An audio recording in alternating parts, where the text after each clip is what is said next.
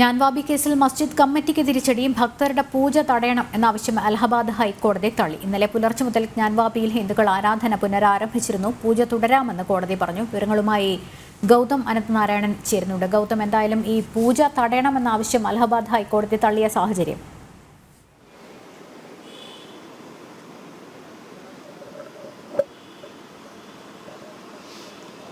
ലക്ഷ്മി, അല്പസമയം മുമ്പാണ് ഹൈന്ദവ വിശ്വാസികൾക്ക് വലിയ ആത്മവിശ്വാസവും ആവേശവും നൽകുന്ന തീരുമാനം അലഹബാദ് ഹൈക്കോടതിയുടെ ഭാഗത്ത് നിന്ന് ഉണ്ടായിരിക്കുന്നത്.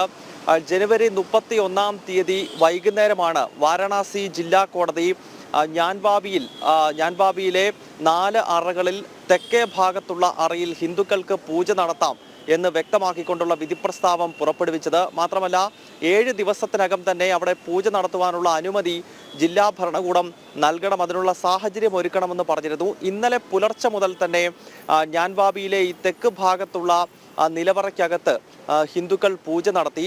വാരണാസി ക്ഷേത്രത്തിലെ 2 പ്രധാനപ്പെട്ട ആചാര്യന്മാരുടെ നേതൃത്വത്തിലാണ് പൂജ നടന്നത്. ഇന്നലെ മുതൽ തന്നെ അവിടേക്ക് ഭക്തരെത്തുകയും ഹിന്ദുമത വിശ്വാസികൾ അവിടെ പൂജയും മറ്റ് ആരാധനയും തുടരുകയുമാണ്. ഇതിനെ ചോദ്യം ചെയ്തുകൊണ്ട് മസ്ജിദ് കമ്മിറ്റി അലഹബാദ് ഹൈക്കോടതിയെ സമീപിച്ചു. ആദ്യം സുപ്രീം കോടതിയിലെത്തിയെങ്കിലും ഹൈക്കോടതിയെ സമീപിക്കുക എന്ന നിർദ്ദേശമാണ് സുപ്രീം കോടതിയുടെ ഭാഗത്ത് നിന്ന് ഉണ്ടായത്. ഇന്നെന്തായാലും അലഹബാദ് ഹൈക്കോടതിയും ഇപ്പോൾ മസ്ജിദ് കമ്മിറ്റിയുടെ ഈ ഒരു ആവശ്യത്തെ തള്ളിക്കളഞ്ഞിരിക്കുന്നു. അവിടെ പൂജ നടത്തുവാൻ ഹിന്ദുക്കൾക്ക് അവകാശമുണ്ട് എന്ന് വ്യക്തമാക്കുന്ന വിധിപ്രസ്താവമാണ് അല്പസമയത്തിന് മുമ്പ് അലഹബാദ് ഹൈക്കോടതിയുടെ ഭാഗത്ത് നിന്ന് ഉണ്ടായിരിക്കുന്നത്. ഹിന്ദുക്കൾക്ക് അവിടെ പൂജ തുടരാം എന്ന് വ്യക്തമാക്കിയ കോടതി ഈ ജനുവരി 31-ന് വാരണാസി ജില്ലാ കോടതി പുറപ്പെടുവിച്ച ആ ഒരു വിധി സ്റ്റേ ചെയ്യണമെന്ന മസ്ജിദ് കമ്മിറ്റിയുടെ ആവശ്യം തള്ളിക്കളയുകയാണ് ഇപ്പോൾ അലഹബാദ് ഹൈക്കോടതി ചെയ്തിട്ടുള്ളത്. അതായത് ഹിന്ദുക്കൾക്ക് ഞാൻവാബിയിലെ ഈ തെക്കേ നിലവറയിൽ അവിടെ പൂജ തുടരാം എന്ന് കൃത്യമായി വ്യക്തമാക്കുന്ന രീതിയിലുള്ള നിലപാട് അലഹബാദ് ഹൈക്കോടതിയുടെ ഭാഗത്ത് നിന്ന് ഉണ്ടായിരിക്കുന്നു.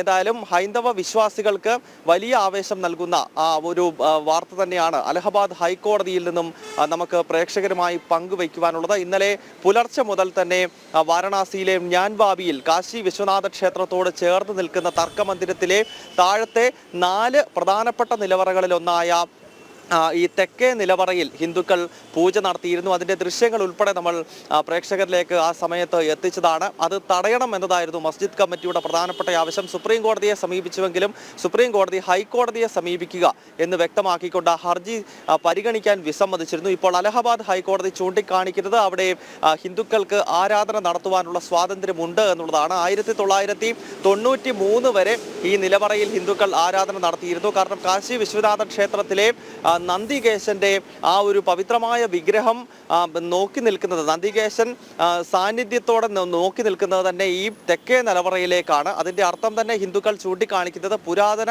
കാശി വിശ്വനാഥ ക്ഷേത്രം നിലനിന്നിരുന്നത്, അല്ലെങ്കിൽ ആ പുരാതന കാശി വിശ്വനാഥ ക്ഷേത്രത്തിൽ ജ്യോതിർലിംഗം നിലനിന്ന ആ പ്രധാനപ്പെട്ട ശ്രീകോവിലേക്ക് നോക്കിയാണ് നന്ദികേശൻ ഇപ്പോൾ സ്ഥാനമുറപ്പിച്ചിരിക്കുന്നത് എന്നുള്ളതാണ്. അതിനാൽ പൂർവ്വ കാലഘട്ടങ്ങളിൽ, അതായത് 1669 ഔറംഗസേബ് ഈ ക്ഷേത്രം തകർക്കുന്നതിന് മുൻപ് ഇപ്പോൾ ഞാൻവാബിയിലെ ആ തർക്കമന്ദിരം നിൽക്കുന്ന സ്ഥലത്തായിരുന്നു ക്ഷേത്രം ഉണ്ടായിരുന്നതെന്നും അതിനാലാണ് അവിടേക്ക് നോക്കി നന്ദികേശൻ നിൽക്കുന്നത് എന്നത് സംബന്ധിച്ചുള്ള കൃത്യമായ വിവരണമാണ് ഹിന്ദുക്കൾ അതോടൊപ്പം തന്നെ കാശി വിശ്വനാഥന്റെ ഭക്തർ ചൂണ്ടിക്കാണിക്കുന്നത്. എന്തായാലും ഹൈന്ദവ സംഘടനകൾ വർഷങ്ങളായി തന്നെ ഉന്നയിക്കുന്ന ആ ഒരു ക്ലെയിമിന് കരുത്ത് പകരുന്ന രീതിയിലുള്ള നമുക്കറിയാം ഈ വിഗ്രഹങ്ങളൊക്കെ കണ്ടെടുത്ത സാഹചര്യം ഉണ്ടായിരുന്നു. അതോടുകൂടി 93 വരെ നിലനിന്നിരുന്ന ആരാധന സ്വാതന്ത്ര്യം തിരിച്ചു കിട്ടിയതിനെതിരെ മസ്ജിദ് കമ്മിറ്റി രംഗത്ത് വന്നു. ഹൈക്കോടതിയിൽ പോയെങ്കിൽ പോലും ആ ആവശ്യം തള്ളുകയാണ് ഹൈക്കോടതി ചെയ്തത്.